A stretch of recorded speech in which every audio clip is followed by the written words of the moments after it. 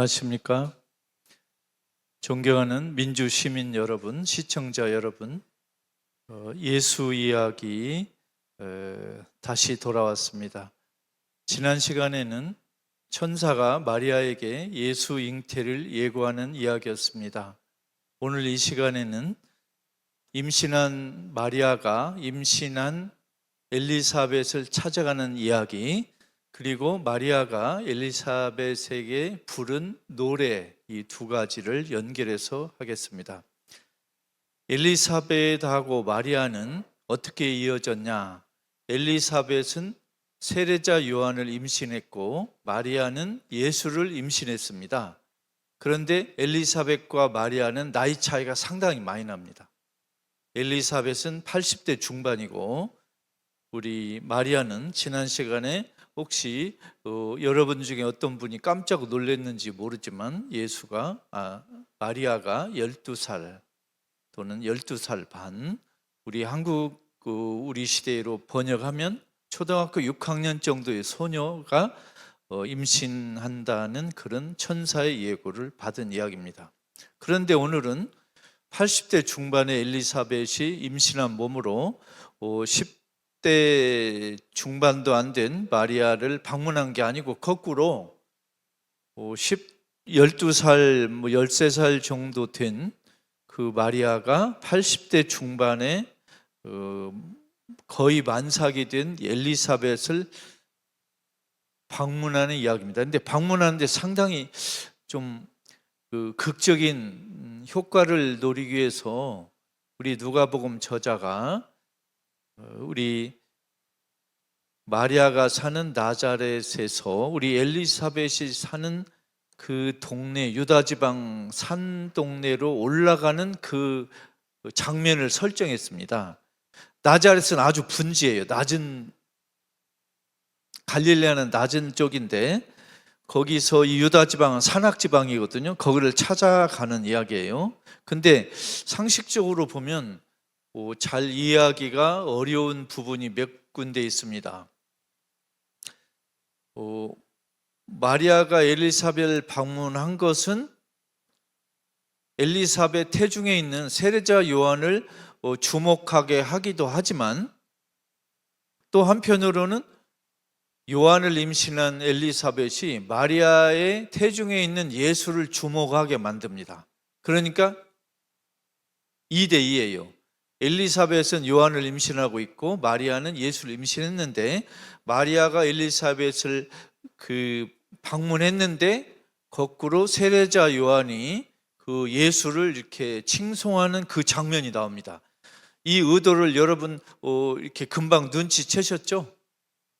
누가복음 저자는 세례자 요한과 예수의 운명을 연결하려고 하는구나. 세례자 요한과 예수의 운명을 연결하려고 마리아가 엘리사벳을 방문하는 스토리를 설정했구나. 이걸 금방 눈치채셨을 것 같아요.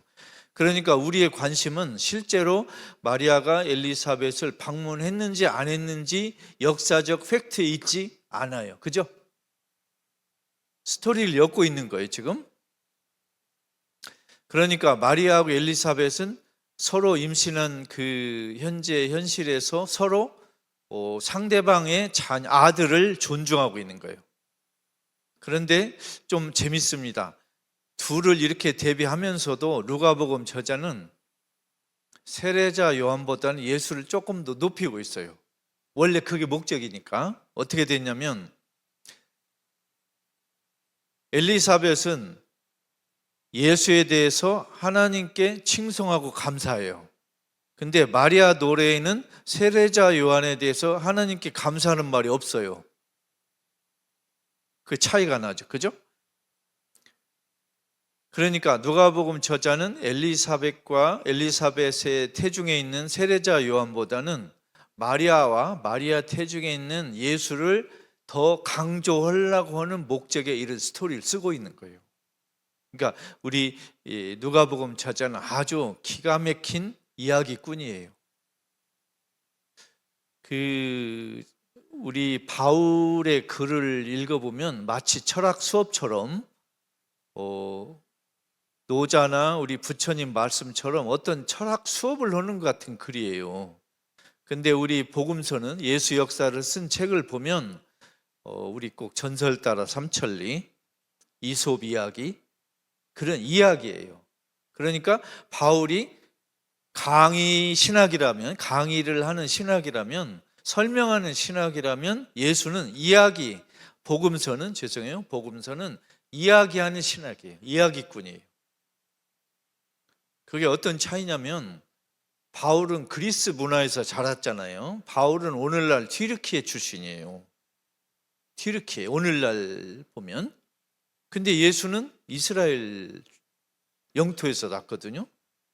유다교 문명하고 그리스 로마 문명하고 큰 차이가 하나 있어요. 이건 제가 자세히 얘기 안 하고 그냥 뭉뚱그려서 설명할게요. 유다인의 사고방식하고 그리스 로마 사람의 사고방식 큰 차이가 하나 있어요. 여러분이 우리 더탐사 시민학당의 백승종 교수님의 그 제국에 관한 강의가 목요일 오전에 시작되잖아요. 아주 멋진 강의예요. 우리 역사를 잘 풀이해 주시는 그 강의고, 우리 또 노자는 우리 김영 교수님께서 잘 설명하시고, 또 부처에 대해서는 우의정 교수, 또 김수영에 대해서는 우리 김은교 교수, 또 우리 여성과 몸, 여성과 정치라는 그 아주 필요한 주제를 하는 임지연 강사님 정말 다 멋지고, 우리 김규돈 성공의 신부의 기타 강의, 또 우리 양희삼 목사님과 백자 가수님의 동백 아자씨, 아저씨가 아니에요. 동백 아자씨. 그 제목은 제가 선물했습니다. 아마 윤가의 그 빗대어 가지고 비꼬는 그런 입니다.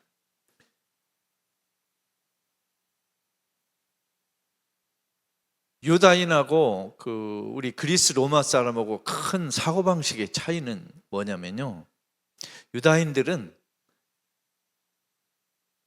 어떤 단어를 정의하지 않아요.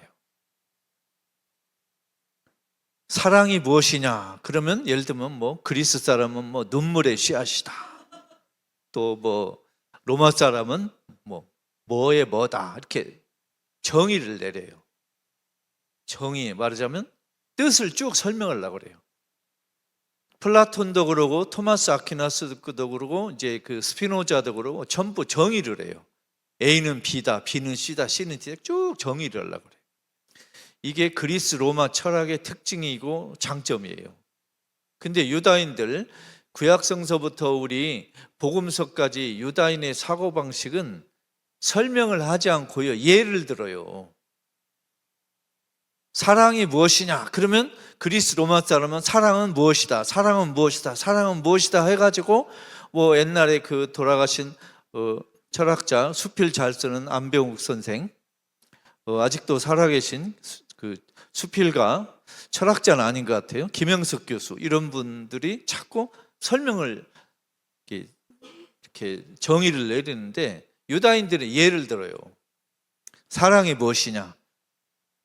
옛날 어디에 몇 사람이 지나가는데 사마리아 사람이 누가 강도를 맞았는데 뭐 했다. 그래서 예수는 설명을 해요.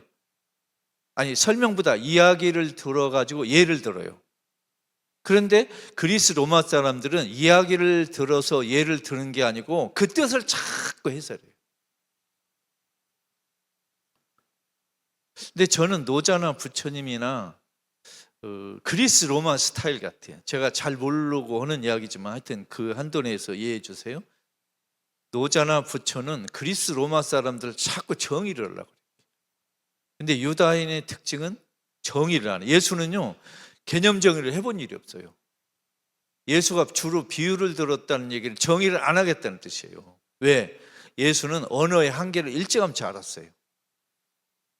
물론 예수만 알았겠어요. 예를 들면 아침에 우리 존경하는 김영 교수님께서 관계성, 상대성, 이것이 있으므로 저것이 있다, 그런 말씀을 이제 노자를 빌어서 하셨는데, 그 얘기는 불교에서는 연기라는 말로 주로 하고, 사실요, 전 세계 어느 문화나 어느 민족이든 이것이 있으므로 저것이 있다, 이것과 저것은 연결되어 있고 서로 관계한다, 이걸 몰랐거나 주장하지 않은 문화가 어디 있겠어요. 그게 무슨 불교의 고유명사입니까? 이건 모든 민족이 다 갖고 있는 문화예요. 불교의 고유한 진리가 아니고 모든 민족이 다 갖고 있는 것이 관계성이에요. 노자도 마찬가지고. 그런데 이건 유다인도 마찬가지예요.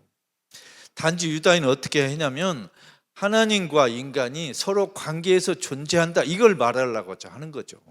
그걸 노자나 부처님은 다른 식으로 설명한 거고, 그래서 제 생각에 연기는 불교의 특징이 아니고 모든 문화의 공통점이에요. 자꾸 스님들은 우리 부처님이 위대한 사사의 연기 그러는데, 연기 피우지 말어. 연기는 모든 문화에 다 있어요. 어디 부처의 불교의 독특한 사상이 있어요. 그죠? 다 있어요. 노자도 있고 공자도 있고, 그냥 우리 구약성서에는 새고 셌어요. 자, 예수는 예를 들었어요. 항상 정의를 하지 않았어요. 그런데 철학자들은 특히 우리 신학에서도 조직신학자들, 특히 교리를 합리적으로 설명하려고 하는 분들은 자꾸 설명을 하려고 해요. 루터, 칼빈, 바울 전부 설명하는 스타일이에요. 예수는 이야기를 했어요. 예를 들어서 항상 예를 들어요.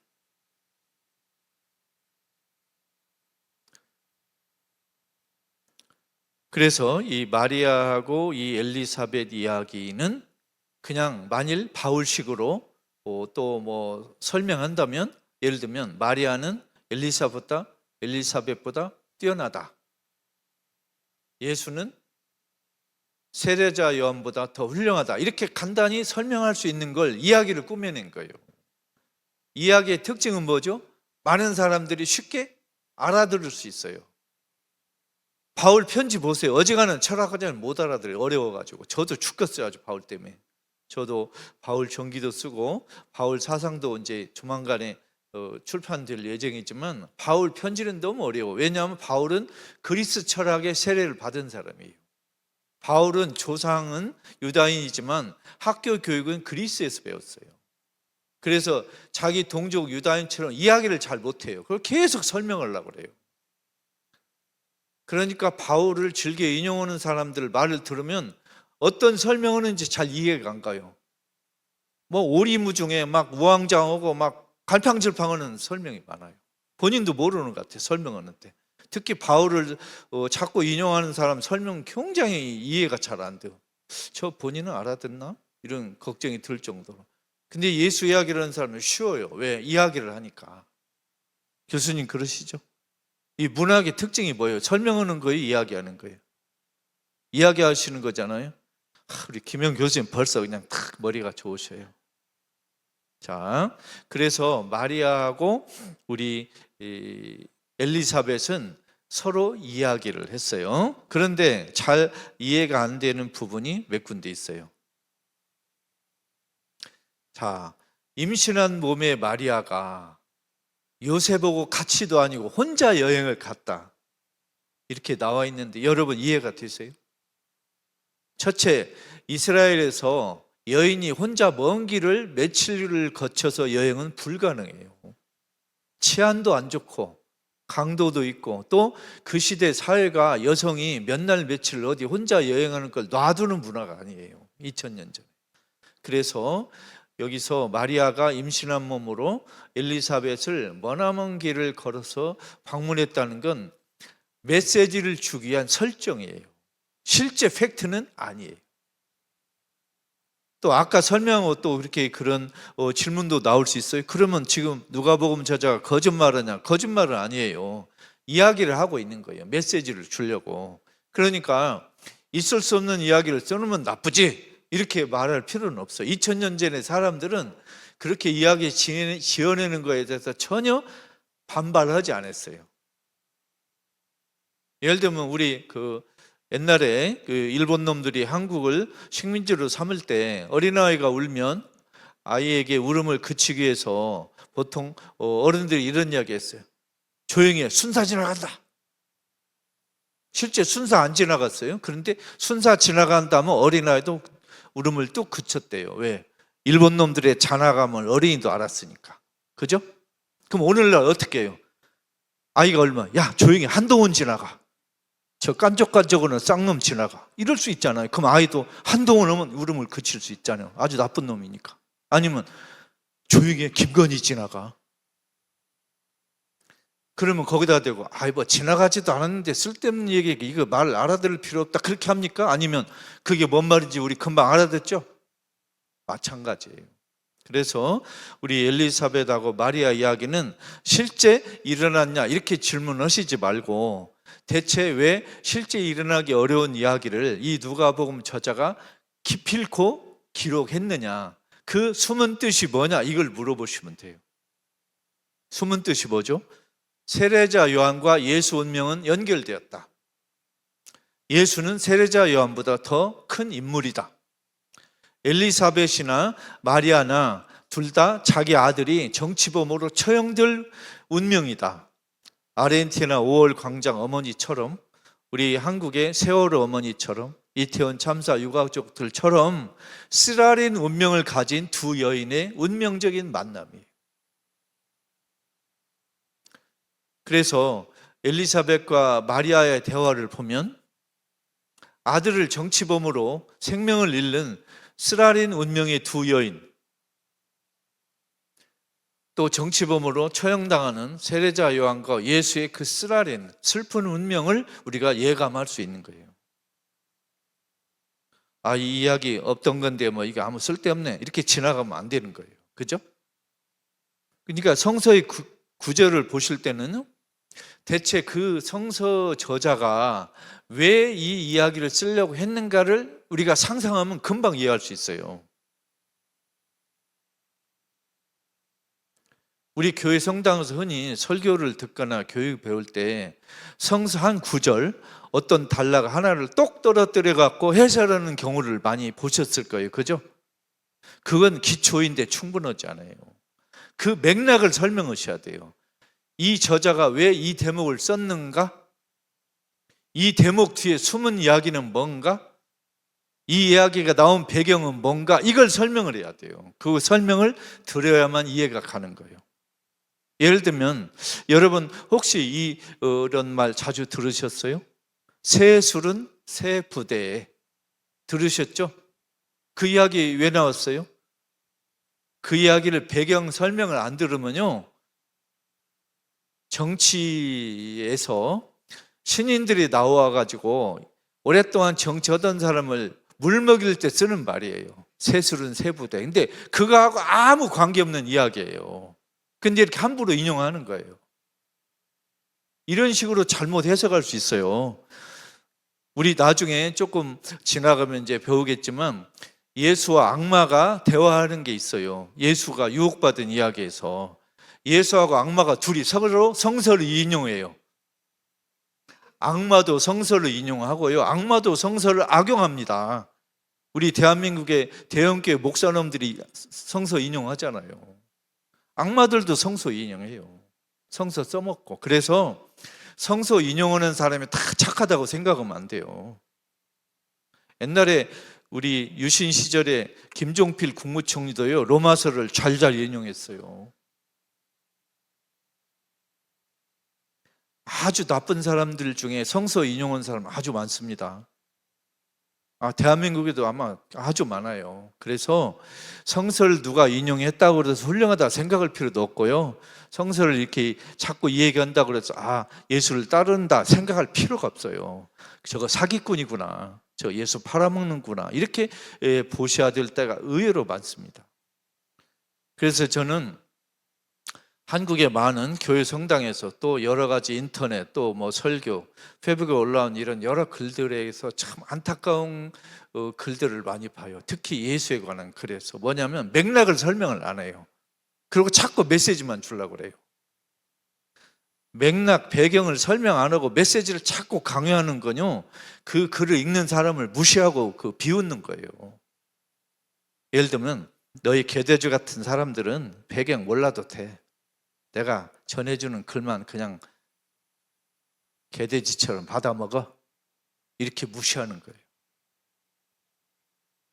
그렇죠.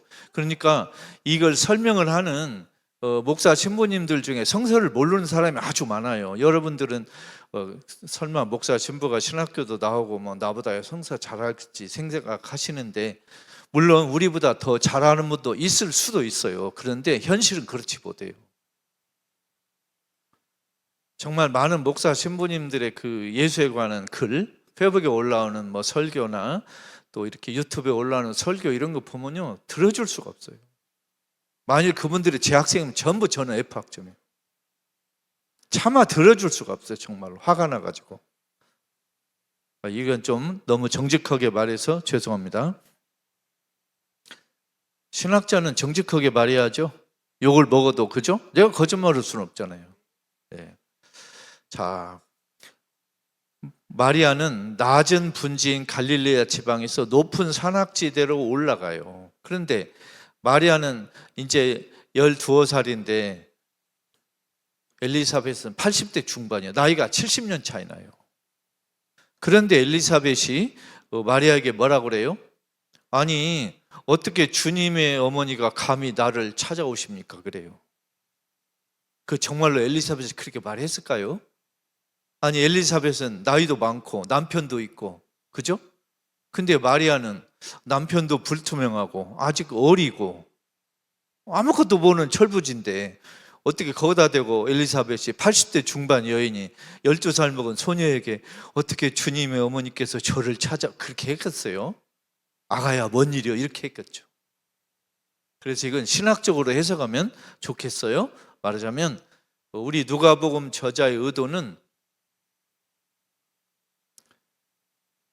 세례자 요한의 어머니가 예수 어머니 마리아를 존중했다, 이 말을 하고 싶은 거예요.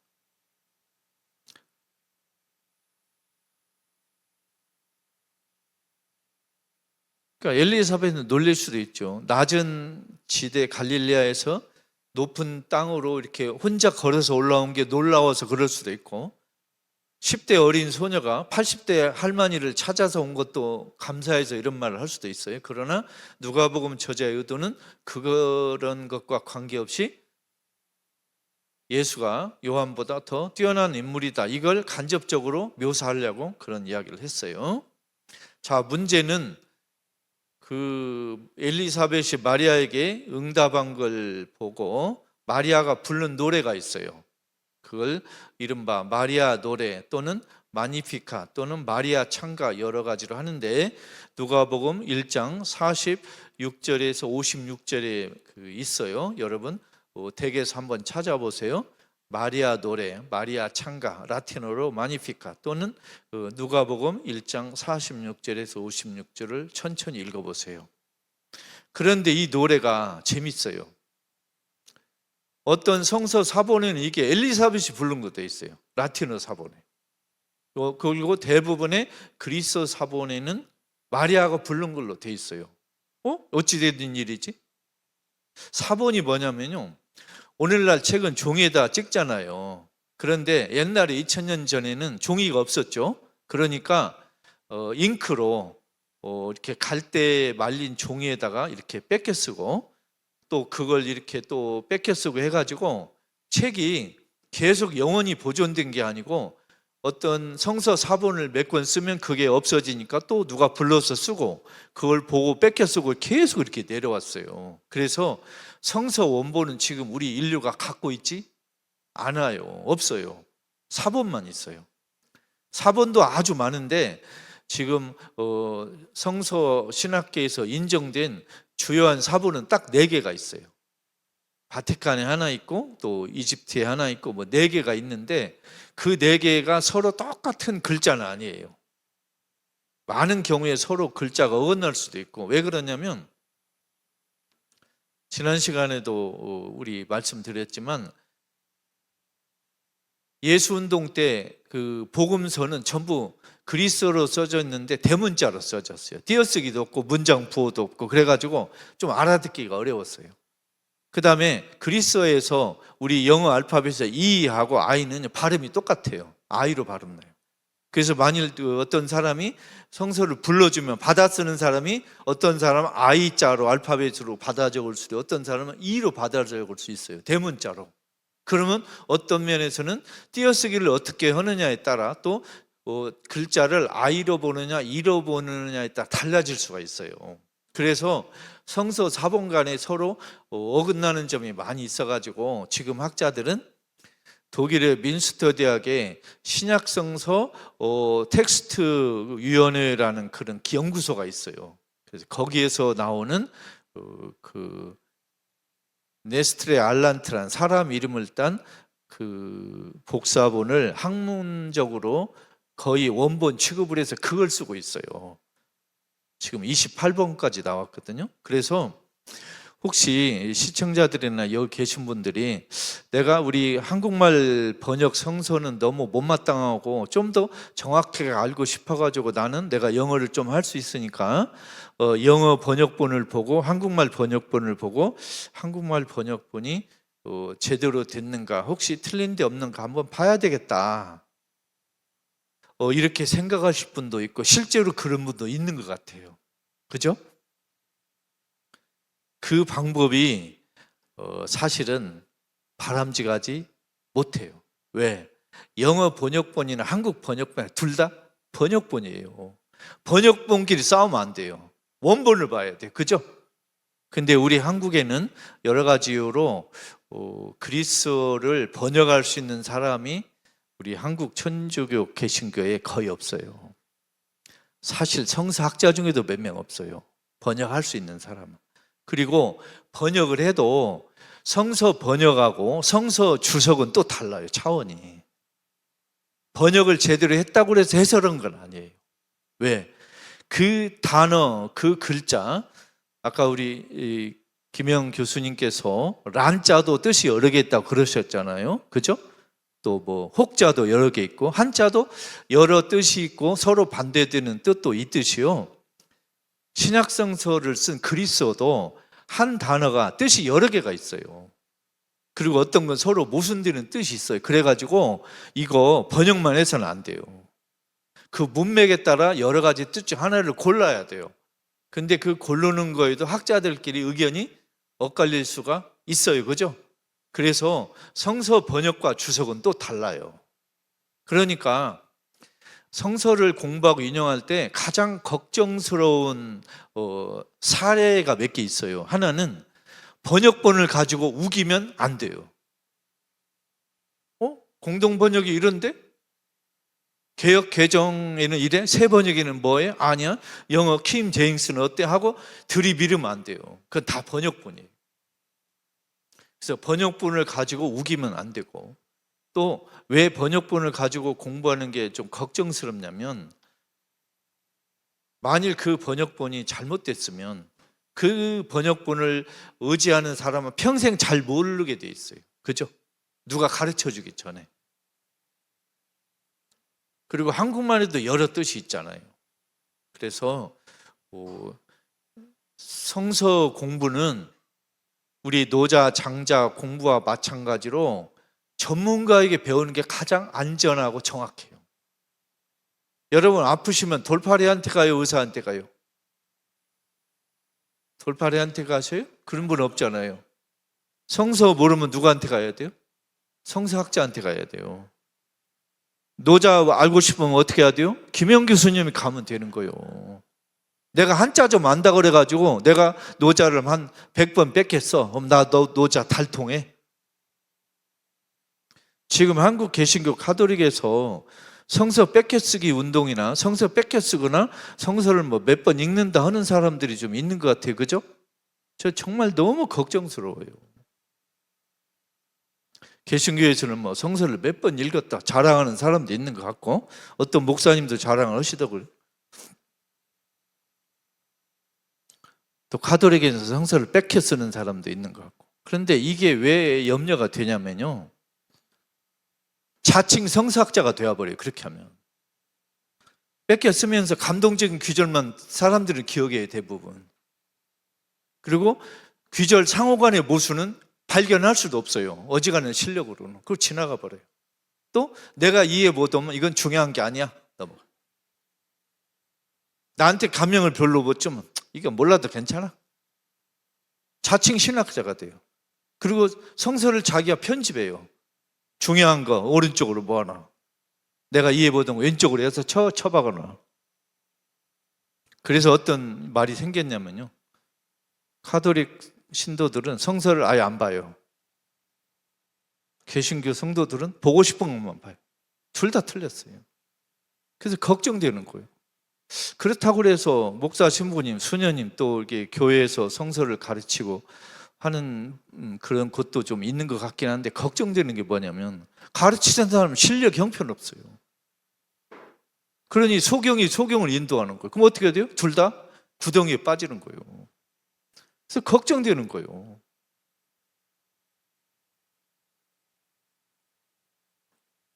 제가 이런 얘기 왜 하냐면 워낙 이게 중요한 일이라 그래요. 그래서 차라리 성서를 독학하려면 안 배우는 게 좋아요.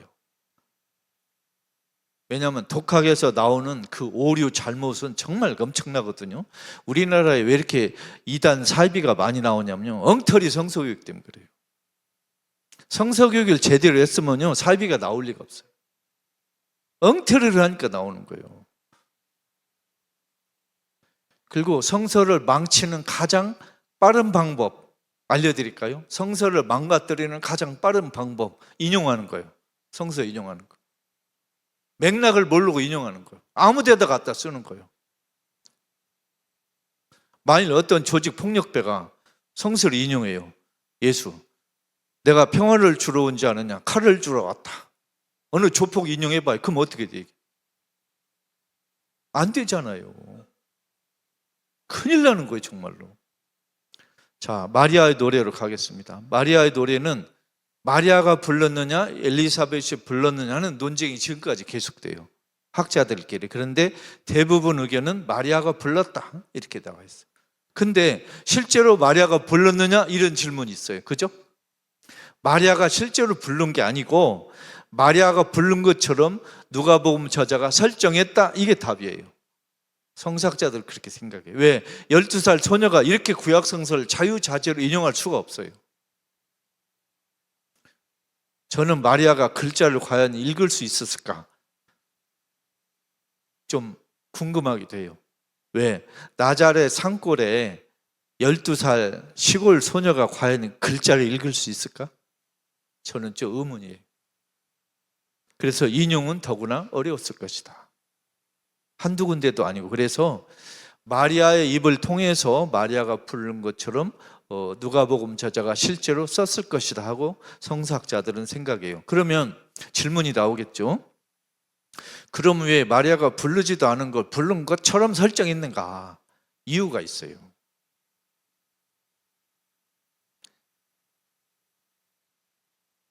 이 우주가 생기고 인류가 생기고 또 예수라는 분이 세상에 출현할 때 그 하나님이 오묘한 그 당신의 계획과 섭리로 저 보잘것없는 산골의 어린 소녀에게, 인류에게 희망이 될 분을 나타내게 하셨다는 걸 이렇게 문학적으로 설명하기 위한 거예요. 자, 이제 중요한 건 마리아 노래를 누가 불렀고 누가 썼느냐도 있지만 더 중요한 건 내용이 뭐냐, 내용이. 대체 내용이 뭐길래?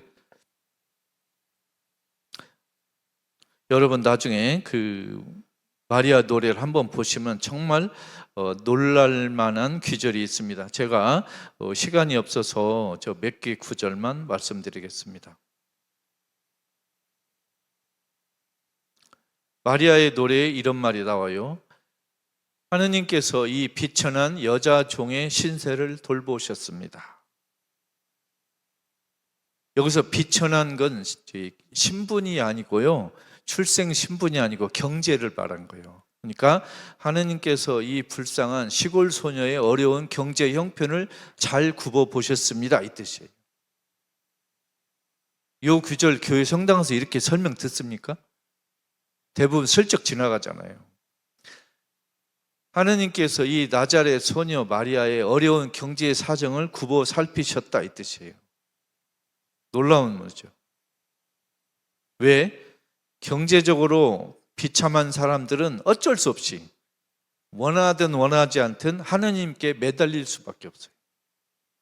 그런데 자꾸 이걸 마리아가 겸손해서 이랬다 그러는데, 물론 김어준 씨처럼 겸손이 힘들 수도 있어요. 그런데 가난한 사람은 겸손할 수밖에 없어요. 교만할 수가 없잖아요. 가진 게 없고 먹을 게 없으니까. 부자들 중에는 겸손할 수 있는 사람도 있지만 싸가지 없는 사람이 있을 수 있어요. 그러나 마리아는 겸손했기 때문에 경제적으로 어려운 게 아니고 경제적으로 어려웠기 때문에 겸손했어요. 원인과 결과를 뒤집으면 안 돼요. 마리아는 경제적으로 어려웠기 때문에 겸손했어요. 겸손했기 때문에 경제적으로 어려운 게 아니고, 이걸 분명히 우리가 기억해야 될 것 같아요. 그래서 마리아의 어려운 경제의 형편을 하느님께서 굽어 살피셨다. 그런 마리아에게 하느님이 큰 일을 해주셨다.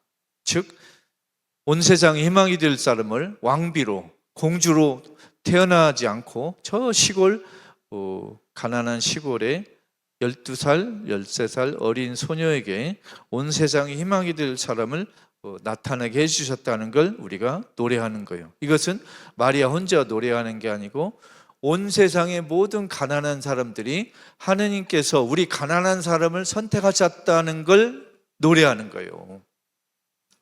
하느님께서 부자를 선택하지 않았다는 말이에요. 하느님은 부자를 선택할 일이 아무것도 없어요. 여러분 이제 앞으로 저랑 이렇게 성서를 공부하면 알게 되지만, 복음서에는요 하나님이 부자를 축복한 일이 한 번도 없어요. 부자는 전부 지옥에 못 간다, 지옥에 간다, 그 얘기만 하는 거예요. 그래서 사실 굉장히 불편해요, 그런 귀절이. 그러나 왜 그런 말을 했는가를 깊이 깨달으면 돼요. 그러니까 사람이 하느님께 의지하는 거 1번으로라는 뜻이에요. 다른 거 말고 돈이나 권력이나 명예, 그것은 아무것도 아니다, 이런 걸 하느님이 말씀하시려고 그런 거예요. 그 베풀고 나누고 포기하고 이런 것이 아름답다. 제가 독일에서 공부할 때 제가 알고 있는 어느 한국 분이 계셨는데, 독일에 사는 한인 중에 경제적으로 아주 형편이 좋은 분이었어요. 그런데 그분이 성당에 다녔는데 두 가지를 꼭 하셨어요. 그 집에 한번 이제 놀러 간 일이 있어요. 그분의 처남이 신부였고 저하고 친구였어요. 그래서 같이 놀러 간 일인데, 현관에 가니까 액자에 한자로 써 있는데 감복, 이런 단어, 감복, 복을 줄인다. 감복, 복을 줄인다 써 있더라고요. 그래서 저걸 왜 써놨습니까? 그랬더니 돈을 많이 가지면 자꾸 욕심이 생기기 쉬운데 나는 집에다가 복을 줄인다 해서 나에게 돈이 더 들어올 그 구실이 생겨도 스스로 포기한대요. 살라고. 어저께가 돌아가신 최영국 선생님이 이주기였는데, 최영국 선생님이 한때 한국에서 재산세 상위 10위 안에 드는 아주 엄청난 부자셨어요. 근데 그분이 저에게 해주신 말이 있어요. 돈이 많으니까 죽겠더래요. 그래서 본인이 살라고 돈을 풀었다고 그래요. 살라고. 본인이 너그럽고 인품이 훌륭해서라기보다 본인이 살아남기 위해서 돈을 포기했다고 하더라고요. 우리 신약성서에도 그런 말이 아주 많이 나옵니다. 자, 마리아는 이렇게 부릅니다. 주님은 전능하신 팔을 펼치시어 마음이 교만한 자들을 팽개치셨습니다. 마음이 교만한 자들은 심리적인 걸 가리키는 게 아니고요, 돈과 권력을 가리키는 거예요. 돈과 권력 때문에, 탓에, 덕분에 마음이 교만한 자를 하느님은 땅바닥에다가 내동댕이 쳤다는 거예요. 요새 말로 말하면 하느님이 삼성 이재용이를 땅바닥에다가 팽개쳤다는 거예요. 싸가지 없는 놈이라고. 하느님이 윤석열, 김건희, 한동훈을, 세 놈을 손에다 쥐고 땅바닥에다가 패대게 쳤다는 거예요. 나쁜 놈들이다. 자, 또 나옵니다. 권력 있는 자들을 그 자리에서 팽개치시고 보잘것없는 이들을 높이셨다. 배고픈 사람들을 좋은 것으로 배불리시고 부자들을 빈털터리 손으로 내팽개쳐. 이거 12살 소녀가 한 얘기예요.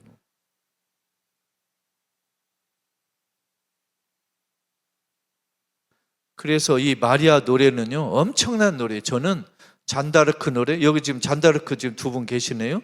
우리 루시아 선생님, 또 우리 누님 계시고. 잔다르크 참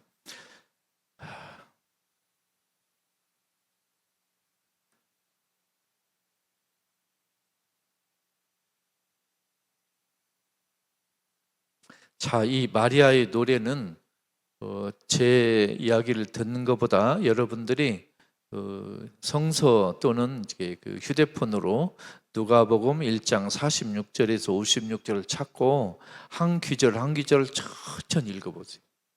엄청난 이야기예요.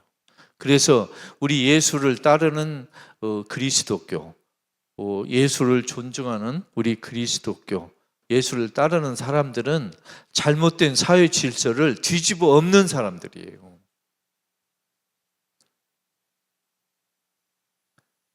그래서 예수를 믿고 교회 성당을 간다는 건 지난 시간에도 말씀드렸지만 마음의 평화를 위해서, 힐링을 위해서, 우리 집안의 화목과 건강을 위해서 가는 게 전혀 아니에요. 잘못된 세상을 뒤집어 엎으러 가는 거예요. 이런 세상 안 된다. 이렇게 나쁜 세상을 이대로 놔둬서는 안 된다. 세상을 뒤엎자. 이러기 위해서 가는 거예요. 그걸 우리 마리아도 노래했고, 마리아의 아들인 예수도 예루살렘 성전에 가가지고 그 당시 이스라엘에서 가장 경제적으로 중심지였던 예루살렘 성전, 종교적으로 가장 중심지였던 예루살렘 성전, 이스라엘의 모든 권력이 중심지였던 예루살렘 성전에서 예수가 난장판을 피운 거예요. 뒤집어 엎은 거예요. 종교는 그따위로 해서는 안 된다.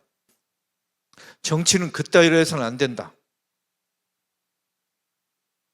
그걸 예수가 보여준 거예요.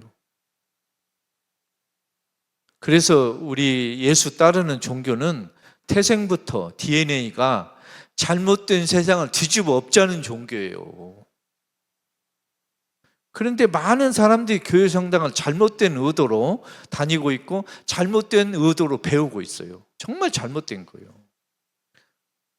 정말 복음서를 제대로 보면요, 그렇게 이기주의적으로 다닐 수 없어요.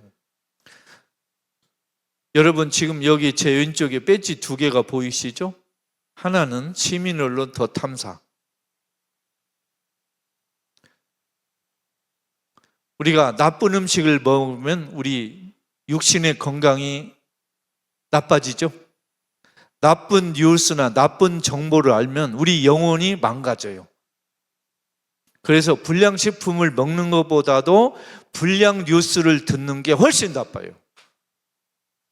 카톡, 유튜브, 심지어 페이북 이런 거에도요, 나쁜 세력들, 악마의 세력들이 침투해가지고 뭐 종교적으로 사이비, 뭐 이단뿐만이 아니고요, 정치적으로 태극기 부대, 뭐 서북 청년단, 뭐 나쁜 놈들 뭐 아주 많아요. 그래서 여러분 불량 식품을 안 먹는 것도 중요하지만 불량 뉴스를 보면 안 돼요. 저는 조선일보 보는 목사 신부를 저는 인간 취급을 안 해요. 아주 나쁜 놈이다 이놈은. 본인도 나쁘지만 성도들을 아주 망가뜨리는 사람이다. 그래서 저는 조선일보, 중앙일보, 동아일보, 조중동 보고 TV조선 보고 이렇게 나쁜 종편 보는 목사 신부는 저는 인간 취급을 안 해요. 쌍놈이라 그랬죠. 아주 나쁜 놈들이다 이놈들은. 또 하나 보이시죠? 이게 그 제주 4.3 항쟁 올해 75주년이에요. 거기서 받아왔어요. 그래서 제가 제주 4.3 영령들, 또 희생자 유가족들, 또 우리 제주 도민들을 조금이나마 위로하고 아픔을 함께하는 의미에서 오늘 이렇게 하고 나왔어요. 여러분도 같은 심정이시죠? 제가 부처님, 노자, 공자, 뭐 많은 인류의 위대한 그 종교 철학자들, 철학자도 세상에 많고 종교인도 많지만 제가 예수를 그래도 가장 좋아하고 따르는 이유가 있어요. 여러분 혹시 궁금하지 않으세요? 자, 부처님은 김대중 대통령처럼 대하 드라마예요. 유장한 강처럼, 기나긴 강과 산맥처럼 오랜 기간에 많은 풍파를 겪으면서 거대한 역사를 이룬 분이에요. 예수는 노무현 대통령처럼 단막극이에요. 짤막하게 인생을 끝냈어요. 멋지게. 자, 제가 노자, 공자, 뭐 맹자, 부처 마음에 다 정말 좋은 것도 알고 따르고 하는데 그래도 저에게는 예수가 1번이에요. 그 이유가 뭐냐? 예수 빼고 어떤 종교 창시자도 가난한 사람을 위해서 목숨 바친 사람이 없어요. 있어요? 없어요. 공자, 부처 다 수많은 제자들이 둘러싸여서 아닌 말로 존중받고 오래오래 장수하시면서 정말 대접받고 살았어요. 예수는 오늘날 우리 대한민국의 시골의 조그마한 교회, 조그마한 성당의 목사, 신부가 누리는 그 평범한 안락함도 하루도 누린 일이 없는 사람이에요. 예수는 하루도 누린 일이 없어요. 예수가 우리 대한민국의 대형교회 목사님들처럼 산 일이 하루라도 있어요? 없어요. 바울 하루도 없어요. 전부 고생했어요. 고생했고 희생했어요. 그래서 저는 예수를 좋아해요. 훌륭한 말씀, 좋은 말씀, 뭐 좋은 사상 많이 한 분도 많지만 예수처럼 가난한 사람을 위해서 자기 목숨을 내놓은 종교 창시자는 한 사람도 없어요. 그래서 저는 예수를 절로 좋아해요. 멋진 말 많은 사람 많아요. 근데 저는 멋진 말이 중요한 게 아니에요. 삶을 어떻게 살았느냐. 그렇지 않습니까? 우리 시대에도 말만 번드러지게 하지만 촛불집회 한 번도 안 나가는 지식인이 한둘이에요, 누님?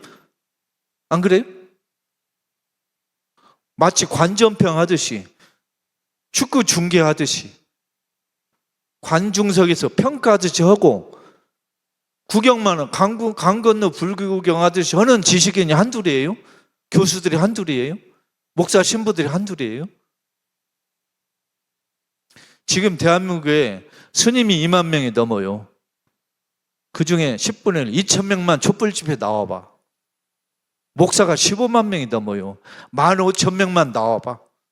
신부가 7천 명이 넘어요. 700명만 나와봐. 수녀가 10,000명이 넘어요. 1,000명만 나와봐. 윤석열 당장 끄집어낼 수 있어요. 고맙게 정의견 사제단이 드디어 깃발을 들었어요. 훌륭한 분들이세요. 또 일부 목사님들 깃발을 들었어요. 일부 스님들도 지금 깃발을 들려고 준비하고 있어요. 여러분, 우리 신약성서 뭐 예수 이야기 좋아요. 좋은데 예수고 부처고 나발이고 윤석열 먼저 끌어내려야 돼요. 저는 그게 성서를 제대로 배우는 방법이고 제대로 예수를 아는 사람이 실천할 내용이라고 생각해요. 그래서 우리 여기 스튜디오 저 탐사 뒤에 보세요. 여러분 저 뒤에 고개를 돌려서 보세요. 나라가 안 하면 나라도, 그죠? 나라가 안 하면 더 탐사라도 할 거예요. 그죠? 교회가 안 하면 우리 시민학당이 할 거고, 성당이 안 하면 시민학당이 할 거고, 목사 신부가 안 하면 우리들이 할 거고, 그죠? 우리 그런 마음으로 촛불 집회에 나오고 그렇게 하는 게, 그렇게 촛불 집회에 나오고 윤석열 끌어내리면서 악의 세력과 싸우고 투쟁하면, 그러면 예수를 더 잘 이해할 수 있어요. 내가 관중석에서 강 건너 불구경 하듯이 성서를 멀리서 구경하면 성서 아무리 얘기 듣고 아무리 좋은 책을 봐도 별 쓸모가 없어요. 내가 현장에서 역사의 물줄기를 바꾸는 역사 현장으로 나가서 악의 세력과 싸우면서 아스팔트에 앉으면서 거기서 사람들과 함께 울고 웃고 운명을 같이 하고, 그것이 저는 예수를 제대로 배우는 아주 중요한 대목이라고 생각해요. 여러분 어떻게 생각하세요? 교회 성당 가서 아무리 여러분 설교 들어봤자 촛불 집회 안 나오면요 아무 필요 없어요. 아무 쓰잘데기 없는 거예요. 여러분, 사도 바울의 이야기를 제가 한번 패러디하고 싶어요. 매일 새벽 기도를 나간다 할지라도, 주일 하루 종일 교회에서 산다 할지라도, 미사를 수천 번, 묵주기도를 수천 번 한다 할지라도 촛불 집회 안 나오면 아무 쓰잘데기 없다, 이런 얘기를 하고 싶어요. 맞습니까? 믿습니까? 여러분, 이거 제가 유머스럽게 말했지만 진짜 예수를 제대로 아는 사람은 당장 윤석열 끌어내리기 위해서 우리가 할 수 있는 모든 일을 하는 거예요. 그죠? 안 되면 벽 보고라도 욕을 하고, 안 되면 덧탐사에 헌금이라도 해서 덧탐사 살리고, 우리 여기 시민학당 가입해가지고 우리 훌륭한 강사님들 말씀을 들어가지고 우리 민주 시민으로서 우리 소양을 쌓고, 다른 사람도 이렇게 겨울잠에서 깨게 하고, 그렇죠? 이게 우리 사는 거 아니에요? 자, 교회 가면 우리라도 합시다. 성당에 가면 우리라도 하는 거예요. 목사 신부가 하면 우리라도 하는 거예요. 그죠? 그게 예수를 올바로 배우고 따르는 길이다, 이렇게 생각합니다. 여러분, 긴 시간 감사합니다.